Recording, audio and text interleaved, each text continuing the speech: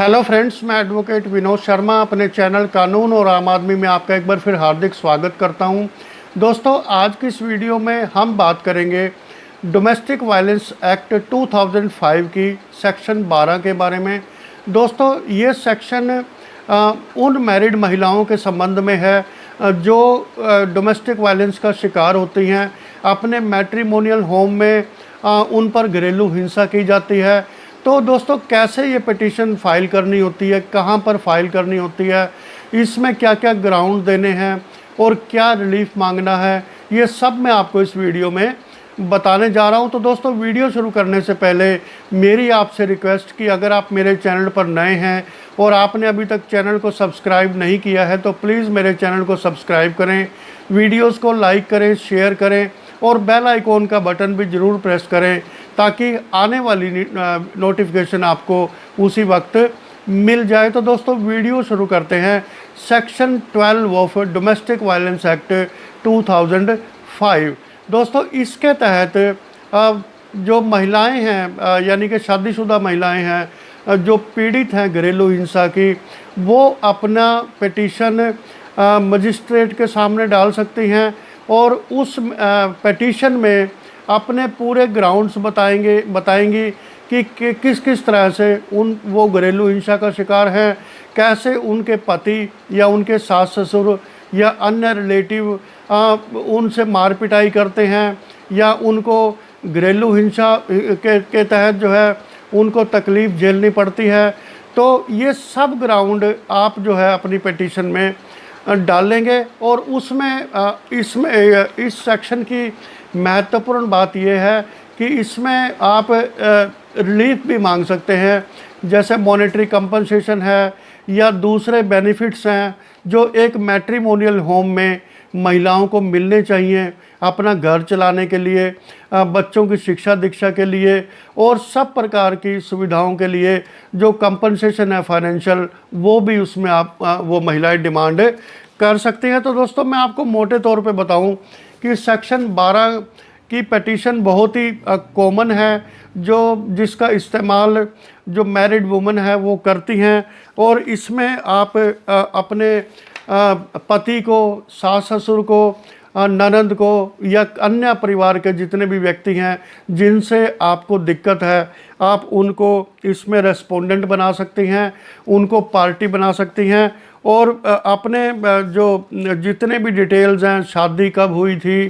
कितने साल matrimonial home में रही, कब कब कौन कौन सी घटना हुई और जो है किस तरह से प्रताड़ित किया गया शारीरिक तौर से पर, ये सब आपको जो है इसमें पिटीशन में बताना है। और उसके अलावा इसमें जो रिलीफ होता है वो 3-4 तरह का होता है जो आप मांग सकते हैं। एक तो होता है प्रोटेक्शन ऑर्डर। प्रोटेक्शन ऑर्डर में क्या होता है कि जो रेस्पोंडेंट्स हैं यानी कि जो ससुराल वाले हैं उनको रेस्ट्रेन किया जाए कि वो किसी भी तरह की डोमेस्टिक वायलेंस एप्लीकेंट यानी कि मैरिड महिला जो पिटिशनर है उस पर वो ना करें, इसका प्रोटेक्शन ऑर्डर जारी करें। दूसरा जो है उनको रेस्ट्रेन किया जाए कि वो उनके पिटिशनर के घर में एंटर ना करें और उनको जो है उनकी प्राइवेसी को या उनकी पीस को भंग ना करें। तीसरा इसमें ये होता है कि वो किसी भी तरह से पिटिशनर के साथ कम्युनिकेट ना करें, चाहे वो किसी भी फॉर्म में हो, जैसे कि पर्सनल मिलकर ना मिले उनको, ओरल हो, रिटन हो, ईमेल के जरिए हो, टेलीफोनिक कांटेक्ट हो, मतलब पिटिशनर को किसी भी तरह से वो संपर्क करने की कोशिश ना करें। और इसमें एक चौथा पॉइंट ये है कि जो उनकी जॉइंट प्रॉपर्टी थी, मान लो कोई बैंक अकाउंट है, कोई लॉकर है या कोई अन्य जो है स्त्री धन है जैसे मैरिड वुमन का होता है, उसको वो एलिनेट ना करें और उसको जो है छिन भिन ना करें और उसको जो है पिटिशनर को सौंपा जाए ताकि वो अपना स्त्री धन वापस प्राप्त कर सकें। और इसमें मोटे तौर पर प्रोटेक्शन ऑर्डर में आप ये रिलीफ डिमांड कर सकते हैं। फिर आता है रेजिडेंस ऑर्डर। यानी कि जो आवास का जो आदेश होता है वो क्या होता है, वो कैसे आपको रिलीफ मांगनी है कि जो उनको जो है मैट्रिमोनियल होम में एक अलग पोर्शन दिया जाए रहने के लिए, और ताकि वो अपना जीवन बसर जो है अच्छे से कर सकें, और to enjoy her freedom without any interference, और वो अपनी आज़ादी बिना किसी के हस्तक्षेप के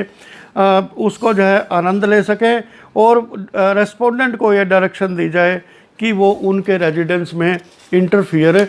ना करें। इसके अलावा रेजिडेंशियल में और क्या आता है कि दैट द रेस्पोंडेंट्स और any of his relatives agents be directed to restrain from entering any portion of the shared household in which the petitioner will reside. अगर सास ससुर पति उसी घर में पेटिशनर को कोई अलग पोर्शन देते हैं रहने के लिए, तो वहाँ पर जो रिस्पोंडेंट्स हैं उनके रिलेटिव या उनके जानकार उस पोर्शन में एंटर ना करें, ताकि जो है जो पेटिशनर है उसकी पीस बनी रहे, ट्रैंक्विलिटी उसकी बनी रहे, and that the petitioner be restrained from alienating और disposing of shared household और एनकम्बरिंग द सेम। और जिस घर में उनको जगह दी गई है पेटिशनर को रहने के लिए, वो उसको ना बेचें, डिस्पोज ऑफ ना करें जिसमें वो अकोमोडेशन शेयर कर रही हैं। इसके अलावा दोस्तों, that the respondent be directed to remove the other persons agents of the respondents from the said house for the safety of aggrieved person, यानी कि जो पीड़ित महिला है उसकी सेफ्टी के लिए अगर उस शेयर्ड घर में कोई और भी रिश्तेदार आके रह रहा है तो उसको भी जो है वहाँ से रिमूव किया जाए ताकि वो आराम से रह सके। और इसमें एक दैट द कंडीशन में भी imposed on the respondents to execute a bond with sureties for preventing the commission of domestic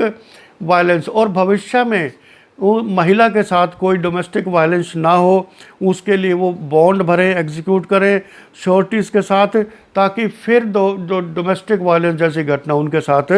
ना घटे। और to give directions to SHO, जो कंसर्न्ड एसएचओ है उस एरिया का, उनको डायरेक्शन दी जाए कि वो जो है जो पीड़ित महिला है उसकी प्रोटेक्शन करें और उसका वो इंश्योर करें कि कोई डोमेस्टिक वायलेंस की घटना दोबारा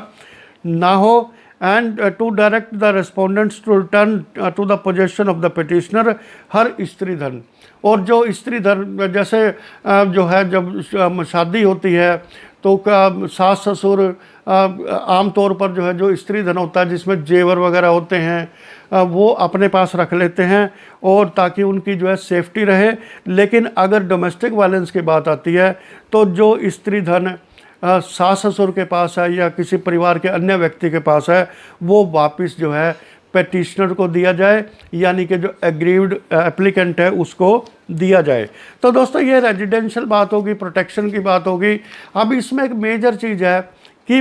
मॉनेटरी रिलीफ, क्योंकि घर में पोर्शन भी मिल जाएगा, प्रोटेक्शन भी मिल जाएगा, लेकिन घर चलेगा कैसे, तो उसके लिए एक मॉनेटरी बेनिफिट्स की प्रेयर की जाती है। और उसमें क्या लिखा जाता है प्रेयर में कि the respondent may be directed to pay monetary relief to meet the expenses incurred and loss suffered by the aggrieved person as a result of the domestic violence। Domestic violence के तहत जो petitioner ने सफ़र किया है और वो जो है अब अलग रहेंगी तो उसके लिए एक्सपेंसेस दिए जाएं, खर्चा दिया जाए। And to pay damages for sum of rupees, आप इसमें कितना भी पैसा मांग सकते हैं, 20 लाख, 30 लाख, 50 लाख या 1 करोड़ रुपए भी आप इसमें लिख सकते हैं कि मुझे इतना कंपनसेशन चाहिए डैमेजेस के लिए। और for causing mental and physical cruelties, मानसिक और शारीरिक क्रुएलिटी के कारण जो है मुझे इसमें मुझे जो है कंपनसेशन चाहिए। चाहे आप 1 करोड़ रुपए लिखो या उसमें 50 लाख लिखो, ये आप अपने हिसाब से उसमें लिख सकते हैं। एंड टू पे द मेंटेनेंस ऑफ रुपीज़, और कंपनसेशन के अलावा आप मेंटेनेंस चार्जेस भी अपने सास ससुर से पति से मांग सकते हैं, और वो आप पे डिपेंड करता है कि पति की पेइंग कैपेसिटी कितनी है, सैलरी कितनी है अगर वो जॉब करते हैं, और फाइनेंशियल हेल्थ कैसी है। तो उसके हिसाब से आप अपने कंपनसेशन की राशि 1 लाख रुपए पर मंथ तक भी आप इसमें मांग सकते हैं। इसमें कोई बंदिश नहीं है। ये आपको देखना है कि आपके ससुराल वालों की फाइनेंशियल स्थिति कैसी है, और वो कितने कंपनसेशन या कितनी जो मेंटेनेंस है मंथली वो देने में सक्षम होंगे। तो आप इसमें कह सकते हैं कि मुझे मॉनेटरी रिलीफ ग्रांट किया जाए इस सेक्शन के तहत, यानी कि सेक्शन 12 के तहत, जो भी, क्योंकि ये एडिक्वेट रीज़नेबल है, और आप उसमें बता सकते हैं कि जो फाइनेंशियल स्थिति इनकी है उसके हिसाब से ये अमाउंट बहुत ही रीज़नेबल है। और अब लास्ट में बात आती है कंपनसेशन ऑर्डर। कंपनसेशन का ऑर्डर कैसे पास करेंगे? That the petitioner and his family spent about rupees so and so lakh, यानी कि शादी में पेटिशनर ने, उनके परिवार वालों ने शादी पर कितना खर्चा किया, कितनी गोल्ड की आइटम्स दी, कितना जो है दूसरे आइटम्स पे खर्चा किया, ये आप एक ग्राउंड बनाकर जो है इसमें बता सकते हैं कि जो गोल्ड की आइटम्स हैं वो सभी रेस्पोंडेंट्स के पास हैं। And now all expenses bear by the parents of the petitioner on account of cruelty and domestic violence occurred by the respondent to the petitioner. The respondent should pay the compensation of rupees, for example 1 crore to the petitioner as paid for। यानी कि जो ये one time compensation है कि शादी में इतना खर्चा हुआ, उसके बाद गोल्ड आइटम्स दी गई, या कोई एफडी करवाई गई, या कैश में पैसा दिया गया, तो उसके बदले में जो डोमेस्टिक वायलेंस हुई है, डोमेस्टिक वायलेंस के कारण जो फिजिकल और मेंटल ट्रॉमा जो है मैरिड वुमेन को झेलना पड़ा है, उसके लिए 1 करोड़ का कंपनसेशन मुझे दिया जाए। और एंड में एक प्रेयर होती है, it is therefore respectfully prayed that the present application may kindly be allowed and the relief which sought by the petitioner may kindly be granted to her in the interest of justice. और जो है ऊपर दिए गए सभी कारणों की वजह से जो एप्लीकेशन दी गई है कॉम्पनसेशन की, मॉनेटरी रिलीफ की, या जो है मेंटेनेंस की, वो पास की जाए, और उसका जो है एक ऑर्डर निकाला जाए इन द इंटरेस्ट ऑफ जस्टिस, ताकि जो विक्टिम है डोमेस्टिक वायलेंस की उसको न्याय मिल सके। तो दोस्तों, ये जो पिटीशन है